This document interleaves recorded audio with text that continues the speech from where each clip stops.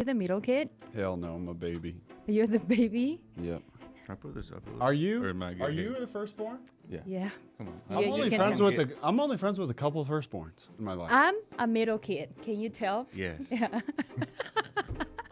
Have you ever thought about that? That Who majority of your friends are? I think. A majority of my friends are all babies. That mean I'm a beta? Nah. Damn, Mark got a spray tan for this. Yeah. What? Nah, I just been outside. It's Mark and Jerry Romo are friends. like I feel like I'm on set for real. You. So that's how that works. Please, but okay, let's get started. Roll. Yeah. Welcome everyone Like to Joe the Rogan. Vivian Sorry, Show. start over. No, I'm it's all talking. good. Hit like a point, just like If you want to kiss me, look here. Yeah, there you go. So welcome back to the Vivian Show. This is gonna be an epic, a pretty good one, because we got two very special guests, Mark Trevino and Michael, the one and only. So thanks for coming over. And we're gonna be talking today. Today's topic is gonna be what's the biggest mindset shift you need to get unstuck and truly to get unstuck. Sorry, English is my second language. So this is really hard for Hey, me. I know. Hola. Bro, I'm putting myself out there, okay? So what's the biggest mindset shift you need to get unstuck and truly scale your career and your business? So you both are entrepreneurs, business owners. So before we get into the deep questions, I wanted to ask something simple because both of you know each other for how long now? since like 2015, so probably a 10 decade. years. Yeah. Wait, since high school? No, 2015. That was Okay. in college. Oh, okay. Yeah. Wait, how do you guys know each other though? Answer. I used to date this girl who was friends with Dominique, Michael's wife. Wait, the dancer? Mhm. Okay, remember. Yes. Ha. And so, because they became friends, and then one day they're like, our boyfriends should meet.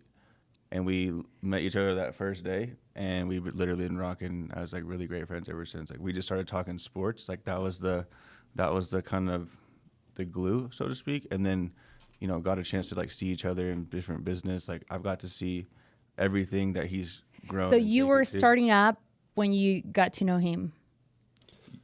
Yeah, not even. I don't even. It was like the tail end of right when I got into real estate. I think barely before, genuinely. Mark always likes to tell people that he knew my wife before I knew my wife. Yeah, but That's fine. respectfully, Yeah, respectfully. never sent any yeah. text. Never Yeah. nothing, No, I feel you. always a friend. Yeah. No, that's awesome. Okay, and then you started real estate, and then you saw him doing really good, and then he recruited you. Actually, that wasn't it. Hi, I'm Mark Trevino. I'm the general manager at Snadeiro Dallas. We create incredible Italian custom kitchens and cabinetry for residences, both single family and multi-unit. We have been in business for 80 years. The company Snadeiro has been in business for 80 years.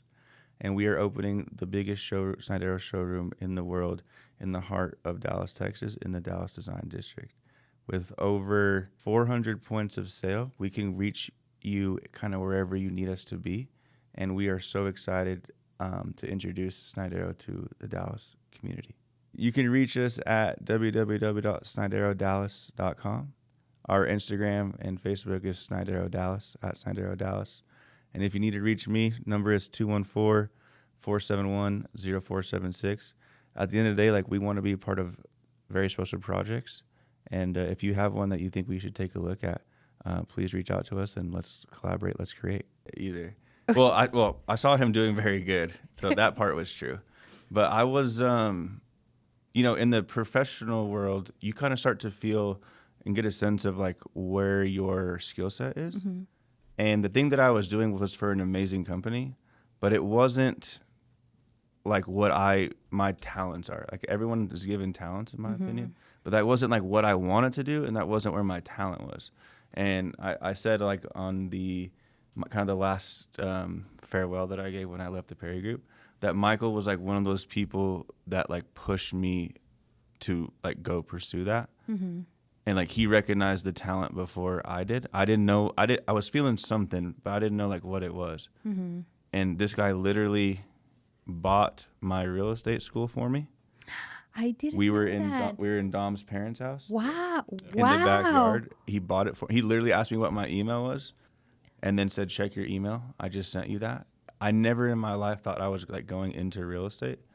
I didn't know like how it all worked. I didn't know anything about it, and except for pay below list, that was the only thing that I knew. And and so that it took about 6 months to kind of, okay, let me actually do this, and then like time to do the schooling, and then like take the test. So it was probably like a total year process. But like Michael was the one that he bought my real estate school. Wow. Pretty I crazy. didn't know that. Yeah, and so like we're just hanging out in the backyard one day, and he was hearing my like genuine desire to like change up what the day-to-day looked like, and had a solution. And I think the people that are like super well connected in this world, and I don't know if you agree with this, but like they're the people that like make stuff happen like right there. Yeah. Like someone brings up a problem and they're like, oh, you need to meet this person. They put you in a group text and it's done. They Yes. don't like, hey, we'll go back to the office and we'll someday. They make it happen. Yeah. They make it happen like right then and there. And I think those are the people that, when you kind of look at the ladder, there's those type of people that do those types of things. Yeah, absolutely. I totally agree with that. So I got a question for you. What's one of your favorite memories with Mark? I don't have a specific memory, but I think the most fun thing I'll say is like we've been in plenty of cities together, whether it's Park City, Vegas, Dallas, and it's if you recorded our conversations, probably about some of the stupidest things on the planet. And I think that's what I've always like loved and enjoyed whenever I get to spend time with Mark. It can go like super businessy, strategy, family, quick, or it's just like we had the most fun dinner for 2 hours and we talked about like the stupidest things. And so I think there's probably memories, but I don't know. What about you? Favorite one, like, okay, if I had to put it into a memory, favorite memory of Michael, I would say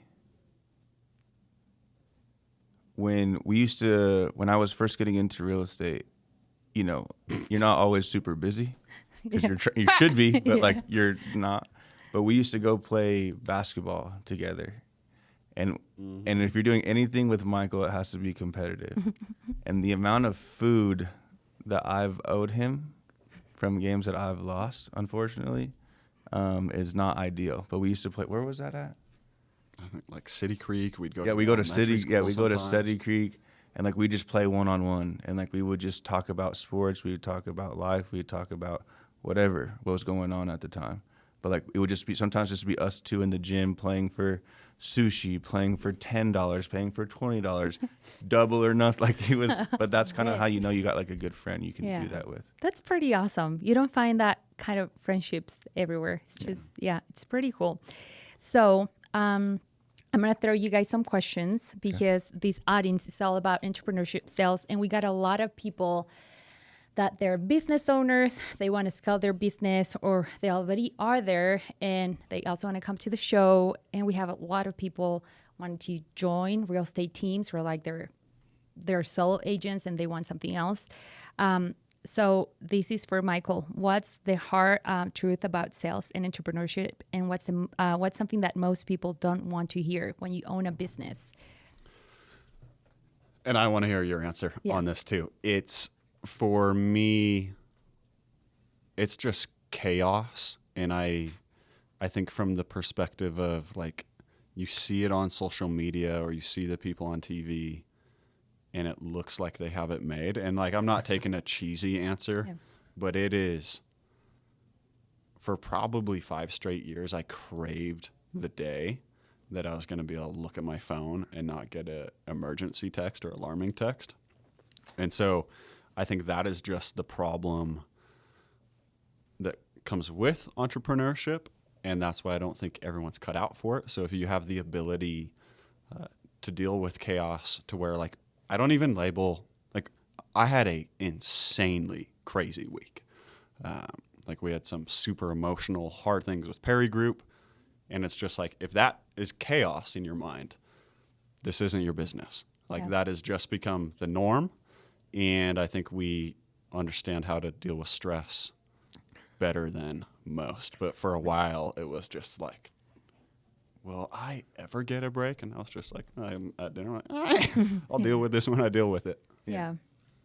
It was well, the way we handle that stress is we call each other to talk about it. Yeah. You know, but it's actually a really good like sparring exercise, right? Mm-hmm. Like, hey, I'm having this problem, and Michael may have already gone through it before, or like you may have gone through it before, and you're like, consider this, or I would recommend looking into that. And like that part is like the cool part. And I've been able to do that with both of you before. Yeah. And so thank you for your time. Yeah, I do the same with you. It's pretty cool. Yeah. We've had some like really cool conversations about like, what do you think about this? Or how would I approach this? And like those people that you can mentally spar with. I think that's like such a gift. Like, you know, something that you always kind of want. Yeah.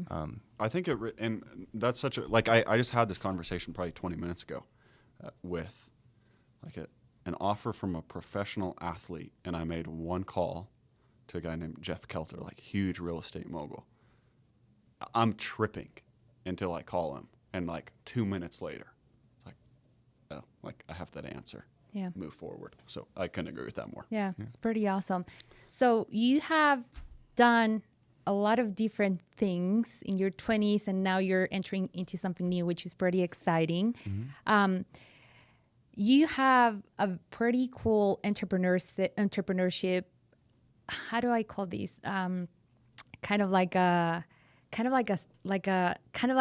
know when to take the right opportunity, because the opportunity that you took right now and leave the peer group and take a leap of faith to what you're doing right now, it's pretty hard to do what you're doing. Like you literally switch probably your whole life in 18 months. Yeah. And you're gonna be the manager of Snadeiro. I don't know if I say that right. Yeah, Snadeiro. Yeah, there you go. Mm-hmm. And it's gonna be the biggest showroom, like entirely in the whole world. So talk to me a little bit about that entrepreneurship, how we can link it to these, because a lot of people will see it. Hey, he just started this, it's going, but you have work a lot. So tell me about that a little more. Yeah. I mean, I think it's like kind of the professional steps that we've taken so far have all kind of fed into one another like really well. Mm-hmm. You know, like being in the private equity real estate side, but understanding, okay, real estate is the vehicle, but sales is the path, right? Mm-hmm. And then making that to be an agent. Also getting the opportunity to survive off the individual horsepower. Like you only survived off of like things that we closed, right? Mm-hmm. The clients, the connections that we made. And then now I went from private equity real estate to selling individual homes, and then now I'm selling a specific element that goes inside those homes. So like I went from apartments to single family residentials to kitchens mm-hmm. and cabinetry as a whole. The craziest way I got that job was we were introduced to it as a family, and we went to Miami to a showroom to kind of see what it was like. The people who are in like the higher positions, I saw myself being intrigued in doing their job. And so that I knew that there was like a path there if I wanted that. And then just like the timing of me moving to Dallas, them wanting to open their showroom in Dallas, us being intrigued with the business model as a family, the globalness, like we went from doing something hyper local. Like Michael had always talked to us about mm-hmm. like find your area, find your radius and dominate it.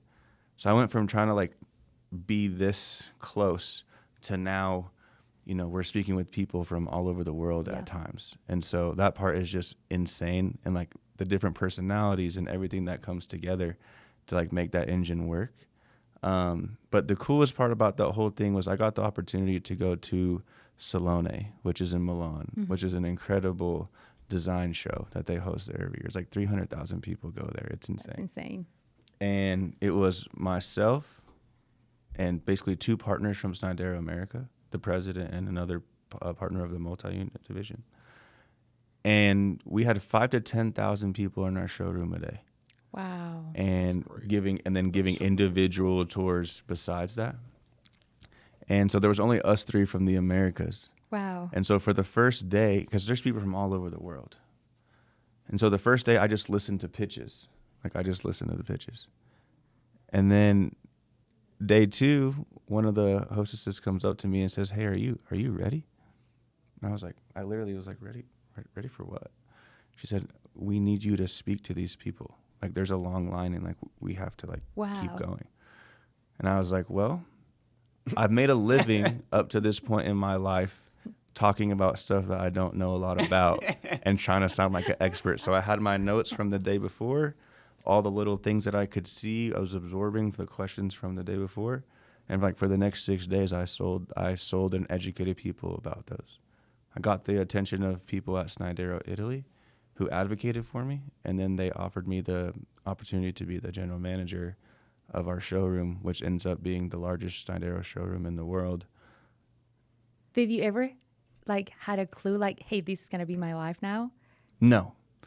Well, actually, take that back. I knew that if I decided to do this, it was a commitment to that. Yeah. But there's one thing I've decided that I'm going to do it. And there's another thing about understanding what it looks like when you're in it. Yeah. You know what I mean? And so, I mean, everything that you've accomplished. Hey, I'm going to start a real estate team. And then now it's more than a real estate team. Yeah. Hey, I'm going to launch this business. It is more than just you doing things. You know? You're employing people. You're giving people a place of community. There's so many different elements that go into that, right? And that's kind of the cool part.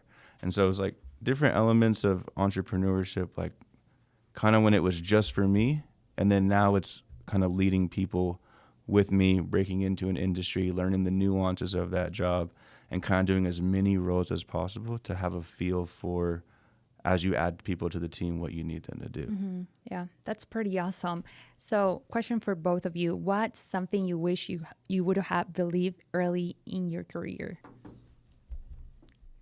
Something we wish we would have believed earlier in our career? Mm-hmm. Have it on your mindset already. That's a good question.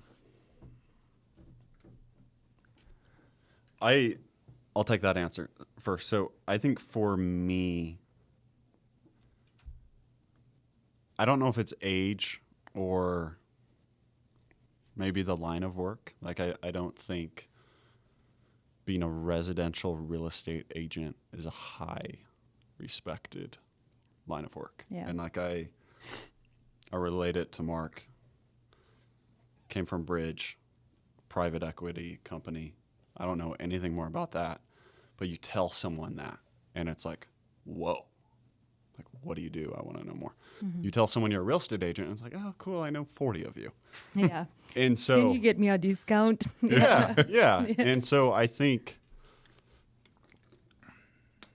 I always struggled in genuinely the first 6-7 years of my career of nobody really cares what I'm doing. They don't value my time. And I think I'm now to the point where they do value my time, and I am sought after as a real estate agent. And so I think if I would have had that mindset earlier of this might not be the most beloved career by the public, but you can be beloved by a certain group of people, it would have made the hard days of the entrepreneurship a lot easier. Because for me, it was I'm building something that's really hard to build. Yeah. Plus, the very end, the light, if you ever hit it at the end of the tunnel, is still not loved by the public. And that bothered me. That bothered me so bad. And my wife got into interior design and took off, and it was so weird watching that's a career people love. And so you walk into a room, people talk to her oh, it's so cool what you do. And it's oh, you sell real estate, cool. Go back to Dom. So I think just getting through the emotion and then ending with if it's a way to provide for, I've always measured success can I provide for my family, number one, friends, number two, number three, have a pretty epic life. Shouldn't really matter what the public thinks. And I wish I would have had that mindset earlier. What about you? When you're going to take on something that we've gone and pursued, all three of us. Mm-hmm. I wish I would have taken more time to ask a lot more questions to just more people in general about tips and tricks to kind of avoid some of the learning curves. Mm-hmm. Sometimes you don't know it just because you don't know it. You don't know what you don't know. But I also think that there could have been ways where if something that would have taken me 2 months to figure out, if I would have spent 20 minutes with the right people, I probably could have cut that down in half. Yeah. And that would have given me another 90 days to add something else to my game, right? And I think the other thing too is the efficiency. Like, how efficient are you truly, like, in your day? Yeah. You know, everyone talks about like a morning routine and structure. I know early in real estate agent careers and like early on with what we're doing with Snadeiro, like it's not that simple because you're trying to do so many things at one time versus I know what to do and how to control it. Those are two different things. But I wish I would have continued to be persistent on knowledge to learn things that I was going to need to know from people who know it before I like dove in. Like, I wish I would have like sat down with Michael for like an hour or two and like, okay, like, how do you do what you do? And then gone and spoken with this person over here and this person over here, and almost like kind of create the game plan just from other people's highlights, and then just like implement it. And then adjust it to your business. Yeah. Yeah. I think that was like the one thing that I just wish I would have spoken to more people. For as much as I talk, that's kind of surprising. But at the same time, just like gotten that advice. Yeah. You know, sometimes you just start and like you're figuring it out as you go. But if you would have taken 20 minutes, you could have saved yourself like 90 days. Yeah. Just those little things, I think. Yeah, it's crazy. I think that's what I did with real estate. When I was doing that transition, I interviewed probably 10 or 12 different brokers, real estate teams, everything. And I've been on the industry for some time. So and then I keep coming back to the Perry group. And then I'm like, okay, I think I'm just going to join. Then I joined the Utah County. It was really one of a lifetime opportunity for real estate agents, because when you guys open an office, then you guys, you have access to all these leads. And that doesn't really happen. Yeah.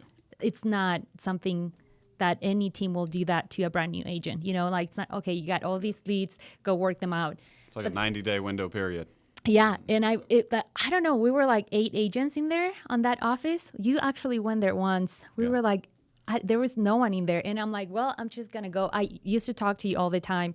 I shadow Scott. I was like, I'm just going to hang out with top producers. Not even hang out. I'm just going to go shadow them. And Chris was like, I'm sick of you. I'm like, Don, you're on Zillow. Like, just go get the leads. And I'm like, okay, well, and then I got this huge listing appointment. Remember, it went awful. It was like awful. But then I'm like, boo, I need your help. Can you come with me? And then I'm like, I think I got the hang of it.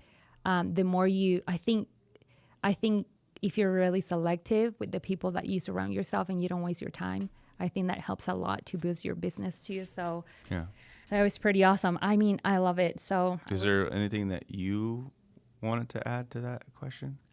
No, I think like something that you just wish you would have known? For me, it's like using my time wisely. Yeah, the efficiency. A lot of people are like, hey, I'm busy, and they will post on their stories like, I have these from 5 a.m. until 8 p.m. and all these things. And I'm like, you can be busy, but you're really not doing much. You know what I mean? And then you can do all of those things in 1 or 2 hours, and it's more efficiency. And then I have my daughter too, so I want to have quality time with her. I'm sure you're going to go through that too. So I'll rather do my very best and then have that time with my family too. Yeah. So, yeah. Oh, I love it. Yeah, pretty awesome. Okay, next question. Let's talk about legacy. How do you want to be remembered in business and in life? Okay, so I'll go first. Yep. Okay, so the life part, I think the biggest goal for me is that, like, the people that have been in my life, like, if you've had a conversation with me, like, it's a little bit of a different approach, I think. And I think what I would legacy wise for life would just be like, I always knew, I want people to always know like where they stood with me because I told them. Like, I vocalized that. Yeah. And I think that's like very important. Like, Michael, like, he truly knows like what I think about him, his wife, Jack, the whole squad. Like, he truly knows. We've had those conversations. Same thing with you. Like, we've had genuine conversations about this. And so I want people to always feel like they knew where we stood. Because at the end of the day, that's kind of the important piece, right? Like, what was our bond with that person? So that was the first thing. And then I think in business, I want people to feel like I genuinely enjoyed working alongside Mark. Like, I want that to be like, I enjoyed the process because we had good creative discussions. We were efficient with our work. We were on time. And we did a good job with a beautiful product. Mm-hmm. Like, again, it's that simplicity that we've talked about. Mm-hmm. But like, I want people in like what we do in our worlds, we are kind of the engines that make the thing move. Yeah. And so like, in a way, I want it to be like, I genuinely enjoyed like working with Mark. Like, I just want it to be like as simple as that. Like, we communicated well. We figured out solutions. We may go back and forth on a couple of things, but like, we're professionals. We're doing the highest thing at the highest level. Like, that's going to happen. So I just want it to be like, I really enjoyed working with him. I think that's as good a compliment as you could get. Yeah. It's simple, but. Yeah. Mine is super similar. I heard a quote, I'm going to butcher the quote, but it was basically along the lines of everyone has an opinion of you. Like, everyone who has crossed a path with you has an opinion of you. And that, for some reason, rocked me, because it was, in the beginning of my career, I was chasing number one at all cost. I wouldn't say I was mean, but it was, that is what I cared about. Mm-hmm. And then I think the more time I've been in business, and you hear that quote of like, everyone who you cross has an opinion of you. And that was a weird thing to think about, to think there's a lot of people who might have a bad opinion of me because I didn't necessarily treat them right or go out of my way to treat them better. And so I think it's very similar to what Mark said. Legacy, just that people had a genuine interaction and they left better because of it. Whether it was held the door open for them or I do life with them at a super high level, just that they feel they want to see me next time. And I think you look around and you see people, and that's not the most like inspirational legacy, but I have a couple people, and Mark is one of them, to where it's like, you don't hear many bad things when people talk about Mark or a couple other friends. And I'm like, you did it right. Mm-hmm. If random people who are talking about you in a random setting are saying good things. That's pretty awesome. Yeah. I think you have done a pretty good job on that. And you actually make sure you're very intentional with that. Yeah. You make sure that's portrayed that way. You know what I mean? It gets me in trouble because I'm genuinely like always 3 to 5 minutes late. But I think it's because like I genuinely like to give people like that time, like up until like I literally can't no more, you know. But again, that's going back to the efficiency thing. It's a work in progress. We're working on it. Talking about business, when did your business really start to scale, and what changed before and after that moment? Because I feel like in business, once you hit a certain level, it changed completely. It will change your life and the game and everything. So, yeah, Michael. I think it's happened. It's interesting because I haven't changed careers, but similar to Mark, I've had really 3 different phases of real estate, and I'm a big believer in working with the right people. And I work really hard. I have really cool ideas, in my opinion, but you can only go so far alone.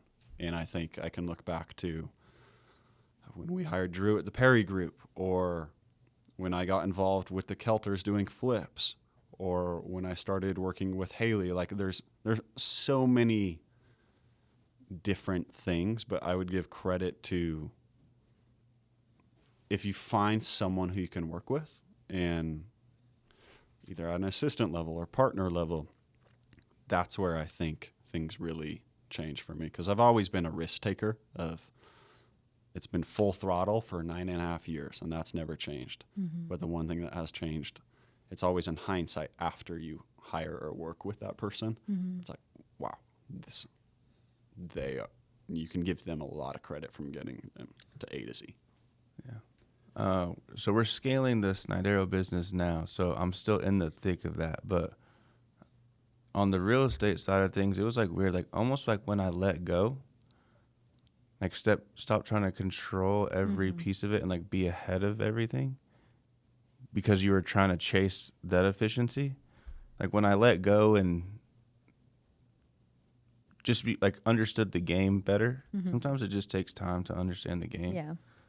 But when I let go is when people started calling me, I wasn't having to prospect anymore. Yeah. I was showing people maybe once or twice, but because I knew the exact houses we needed to see because I pre-qualified them even better before. Like it all, like I just got Everything better falls with into place. Yeah. Yeah. So it was like when I let go was like when it started to get like bigger for me. And like there was like kind of a targeted approach where I knew who my clientele was, who I worked with the best. And so I started to actively pursue those types of people. And that helped too. Like it wasn't, I can and would help anybody. But if I'm taking the time to prospect, like go targeted prospect those people, the people that you think you would work well with. And for what reason you believe that, you know what I mean? And I would tell people like what the reason would be, why I want to do this, because, and that was like a big help. That was like a selling point for me of me telling you, even though we have to collaborate and work together and you have to hire me, why I want to work with you. And that used to help. Yeah. It used to help a lot. Yeah. And I think too, the letting go piece, I think is so big. And I think just like a personal example, it's really weird. If you look at my real estate career, how I do real estate, not Perry Group or anything, I often very rarely show the house my client offers on. So I will send them that house. Someone will open the door for that house. And then I will go there privately by myself and just give my advice. And that was like, in my head, that was always the best model for the most efficiency. I'm not wasting my time. I can genuinely give advice. I'm not paid this much money to be a door opener. But the concept of I'm not going to be there with my client the very first time they see the house, that felt weird and gross until I got to the point where it was Scarlett, my daughter, where I don't have the time to show you this house. But I still believe I'm more valuable than the other real estate agent. And that was whether you let it go on purpose or you're forced to.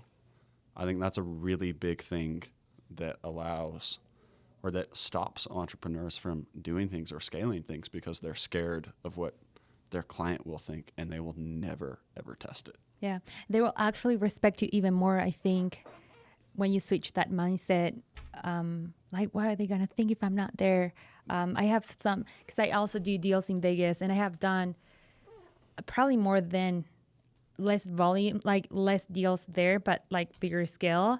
And they probably saw me once or twice, and I'm like, okay, this is perfect. I'm just gonna fly to the closing, say hi, and then come back. Yeah.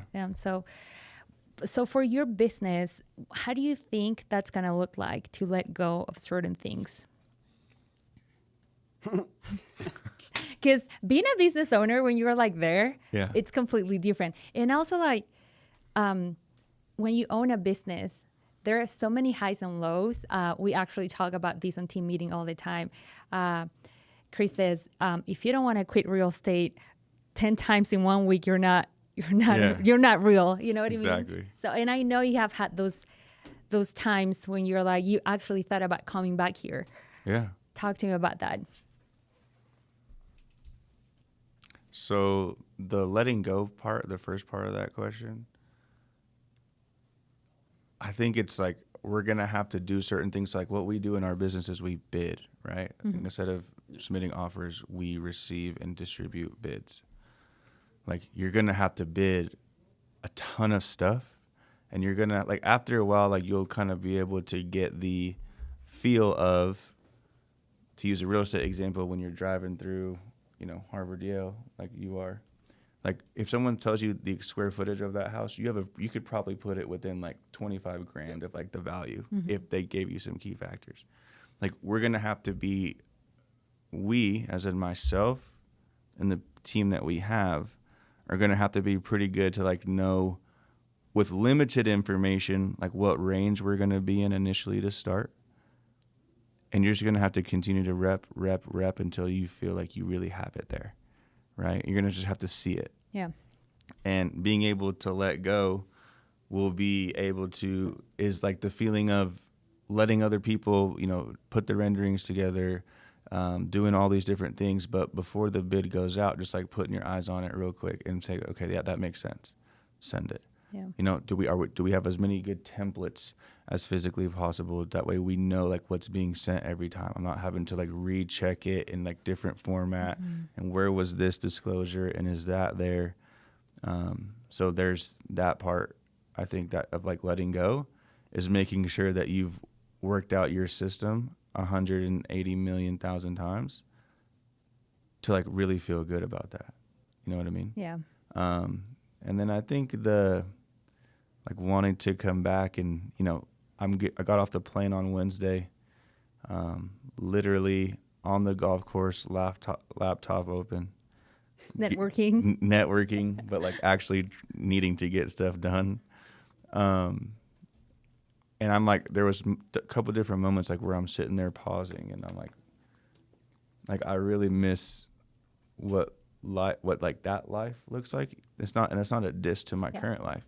It's just like, wow, like things were pretty cool. We were doing great stuff with great people, with my friends. Like it's a whole different ball game when you're doing work that's so free as real estate can be with your friends, like where you don't have to be somewhere at a certain time. You can freestyle everything. Everyone that is chasing down clients and homes on the weekend. Like everyone's doing the same stuff. Just like this is one of the most beautiful states that we have, especially this time of year.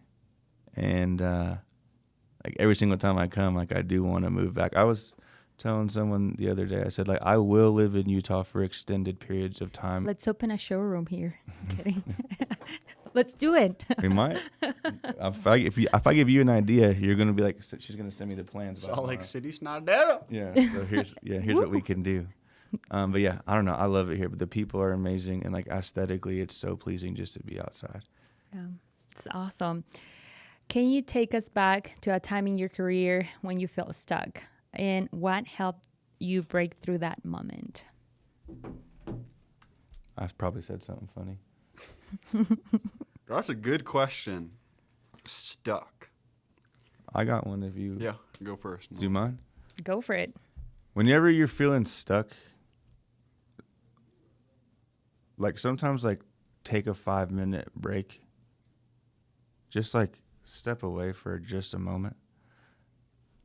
Or like slow down and like really think about like true, genuine, clear thought about what you're trying to accomplish.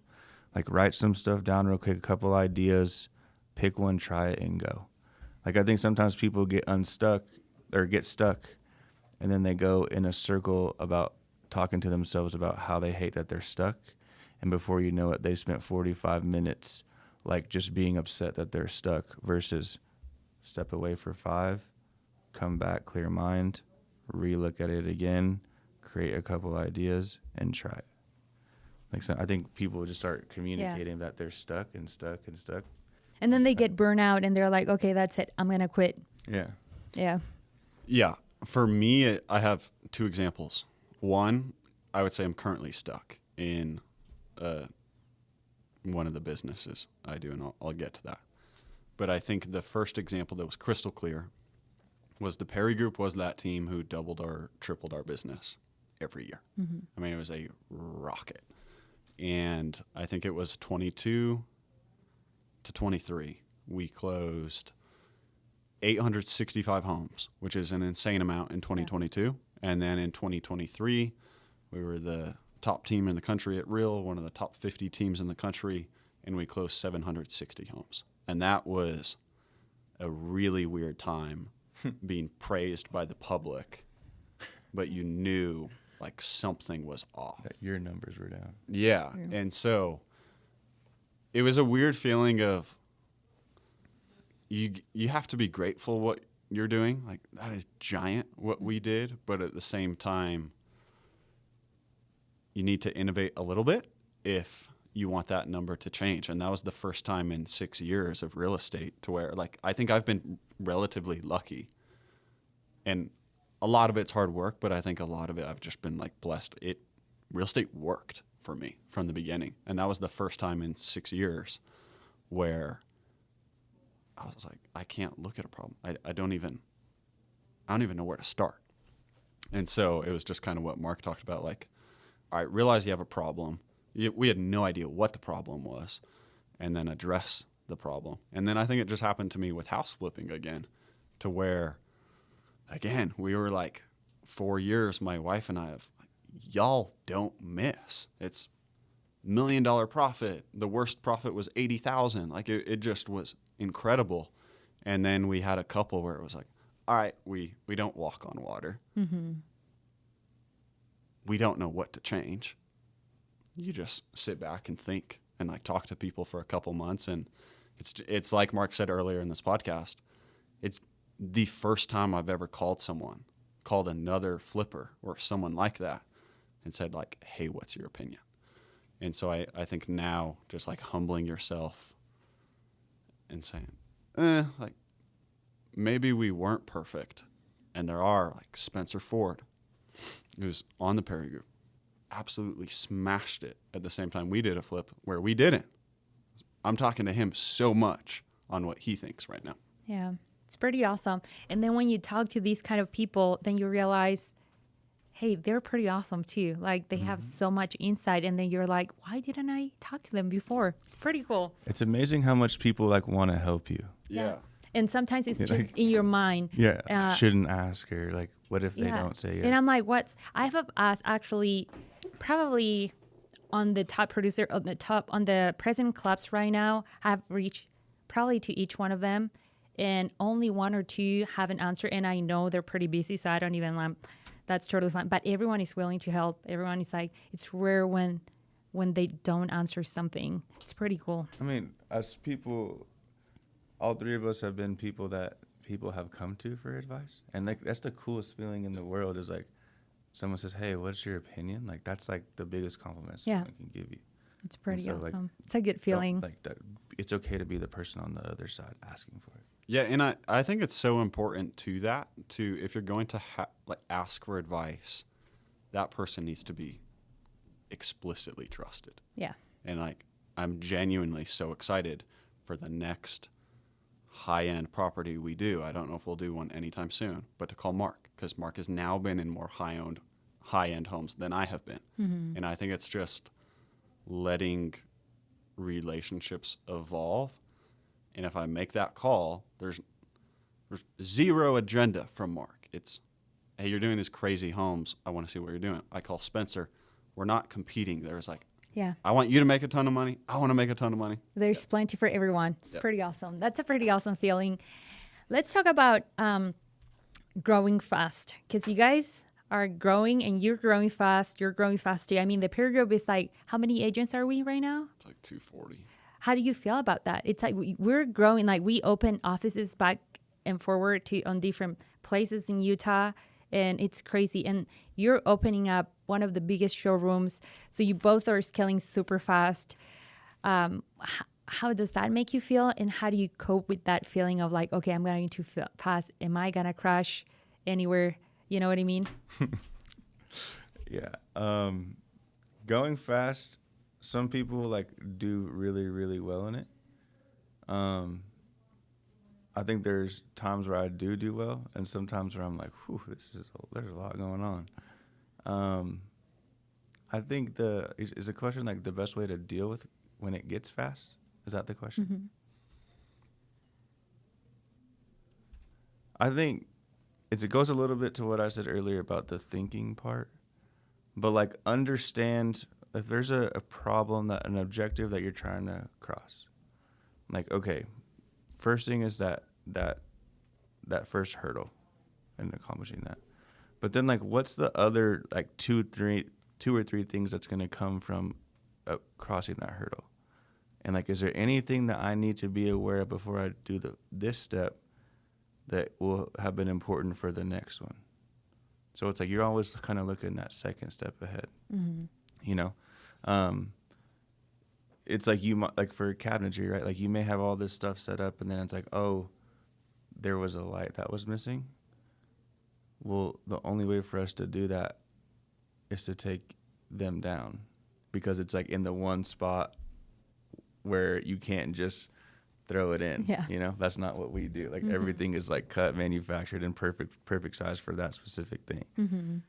And so it's just like, okay, while we were working on this, was there anything else that we could have done efficiently? Because then you start getting zoned in on that one task, and then not realizing that, like, did I look at the other three details that are a function or a layer of this one thing that I'm trying to solve? Because, like, we get tunnel vision, you know? So I think the way that I work around things going very fast is, like, just, again, I'm one of those people that, like, sits back and thinks and, like, just take the time to think.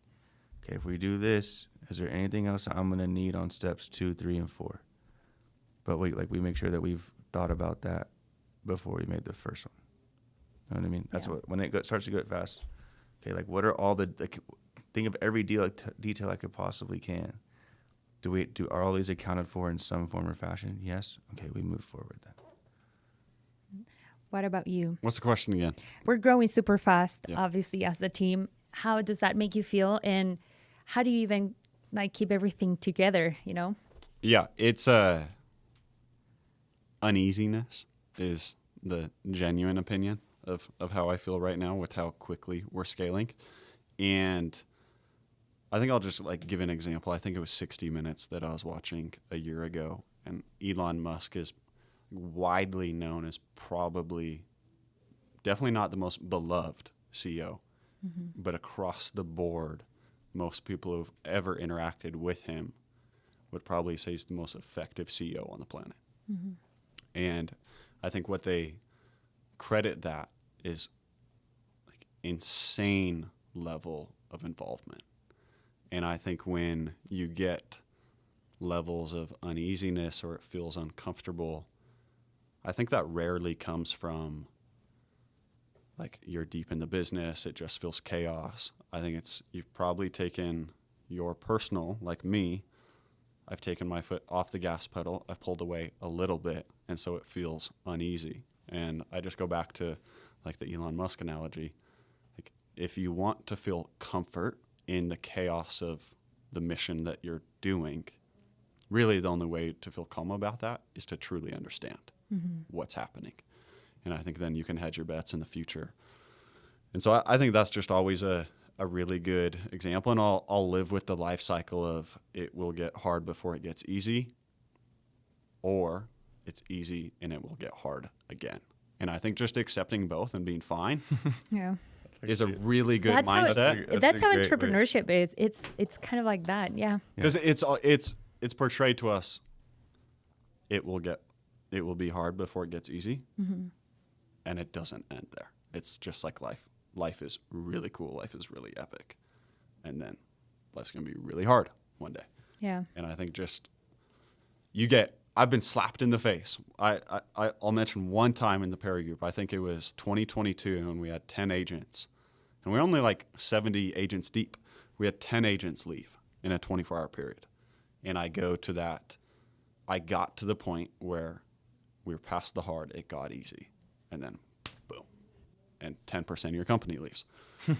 And so that was a really good eye-opening experience of, like, all right, we recovered just fine, 10 times better, but that's going to happen again. And just being okay with that happening so the bad news isn't as daunting. And you have friends to call when that happens.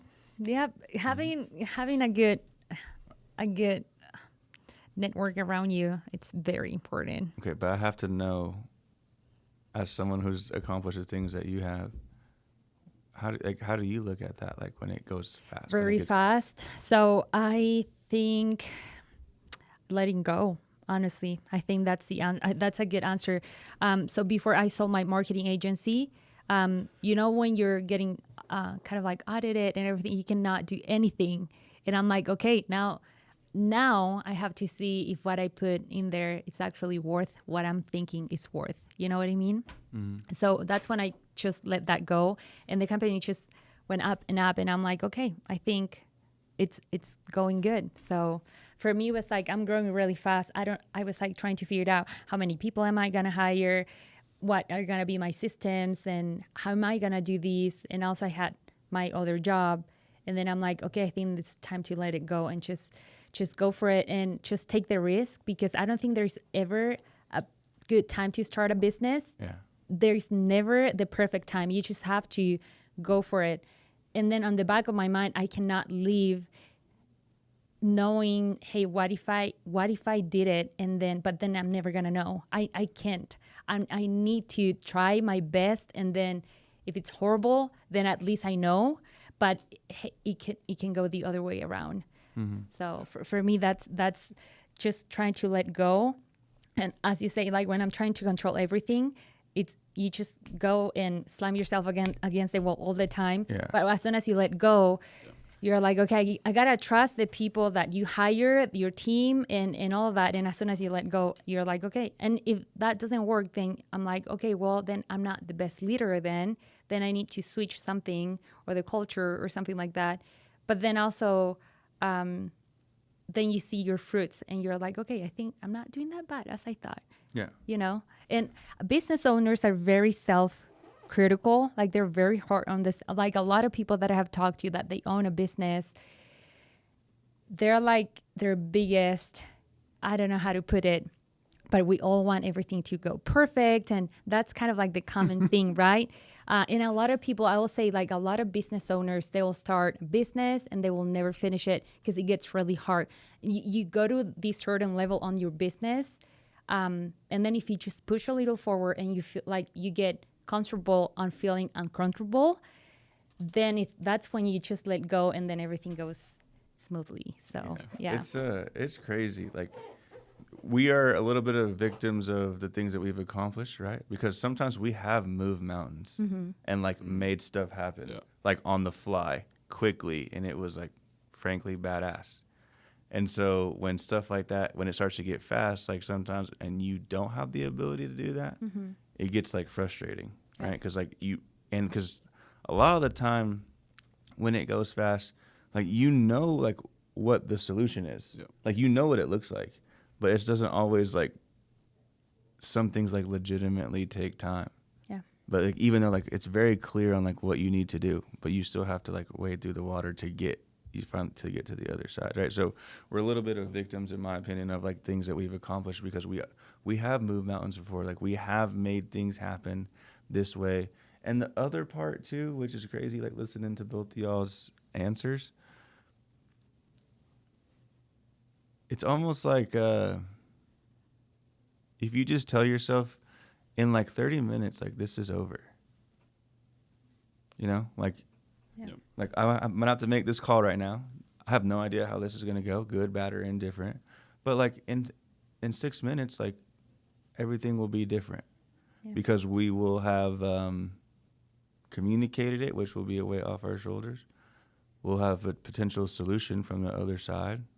We'll know how the other side feels, and like we'll be able to like move forward.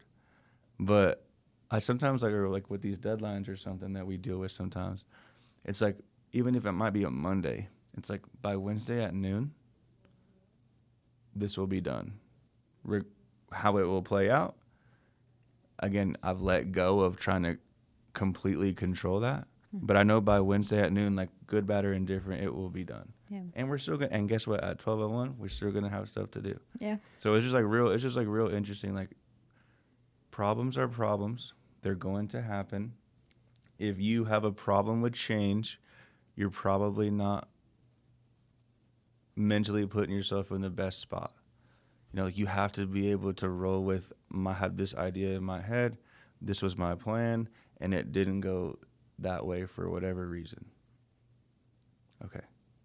Yeah. What is next?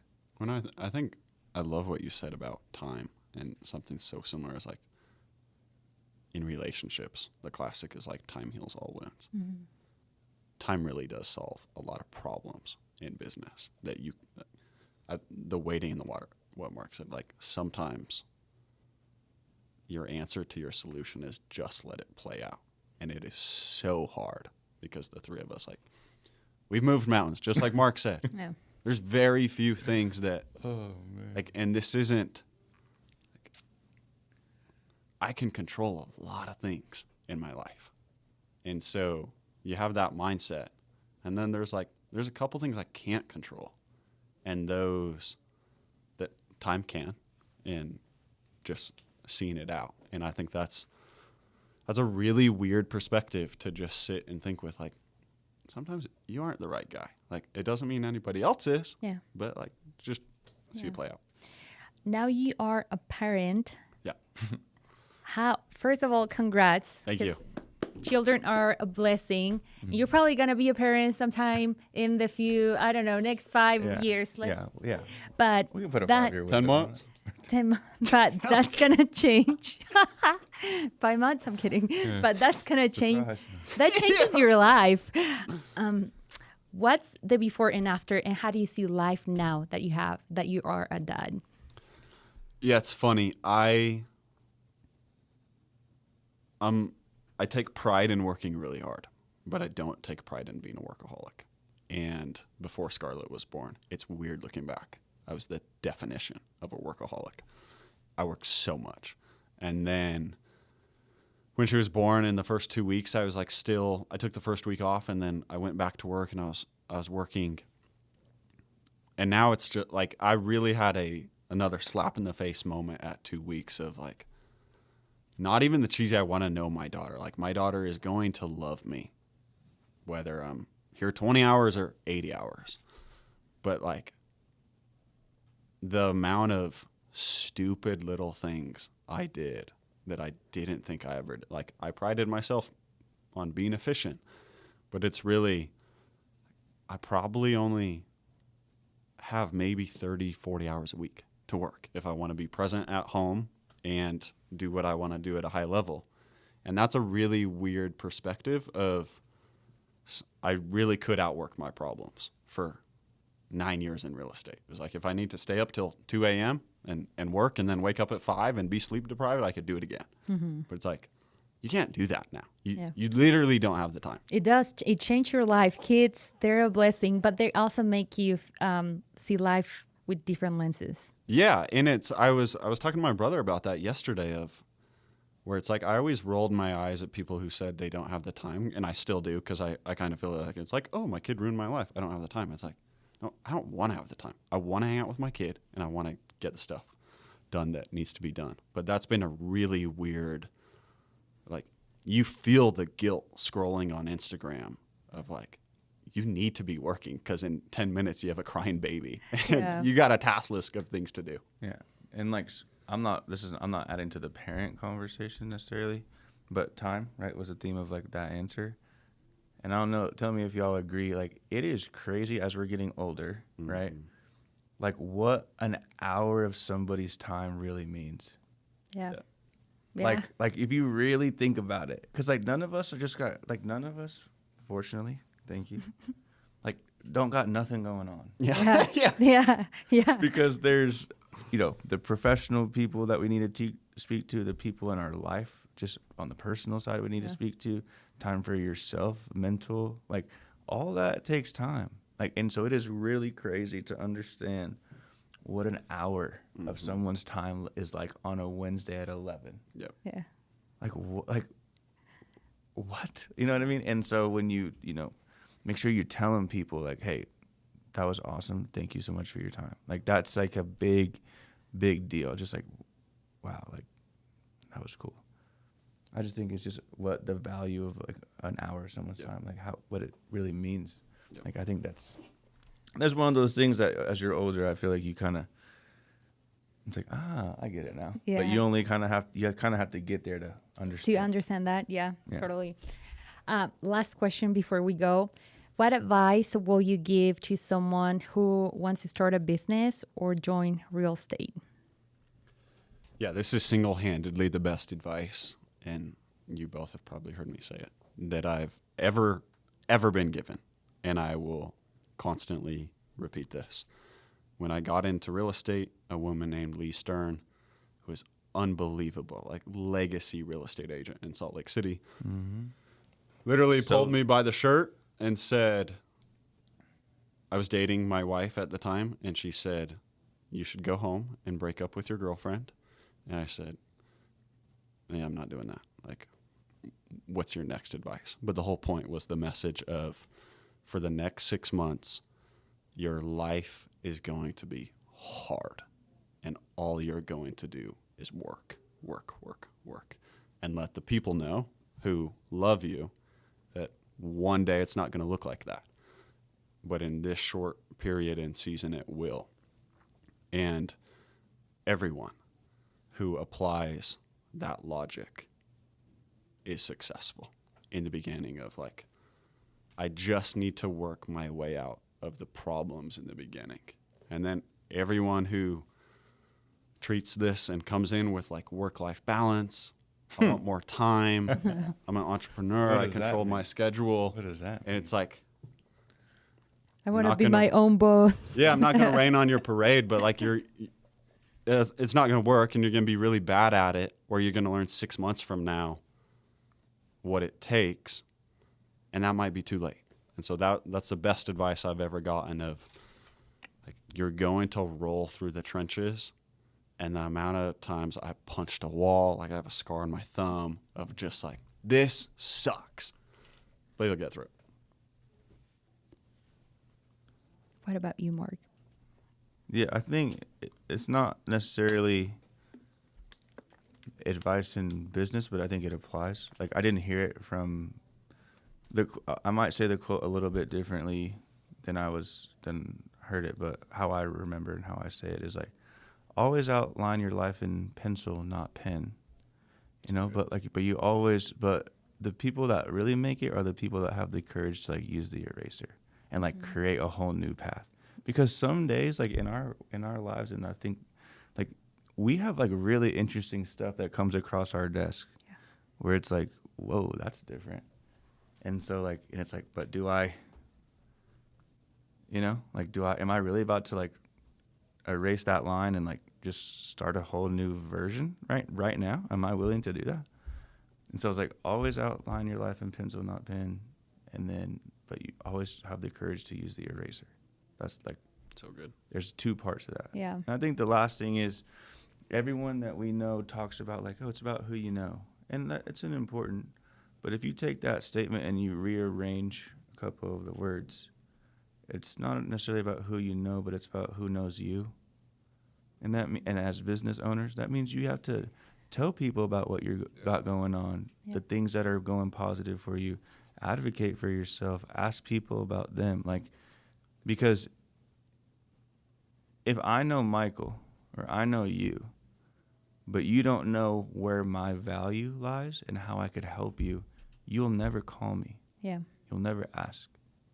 But if I'm present, I'm top of mind, I'm consistently telling you things, showing projects that we're working on, places where I can be of value, as soon as you run into that problem or whatever that is, you'll call. Yeah. Because it's like, oh, that's Mark. Like, he'll know. Yeah. Yep. So it's not about, it's about who knows you. Mm-hmm. Right on. Well, thanks for coming, guys. This is really nice. Yeah. This is really cool to see you. Probably, I don't know if this is going to happen again, but thanks for coming over. You guys are amazing. Yeah, really absolutely. inspiring. And before you go, last question. How do you guys see yourself in 5 years?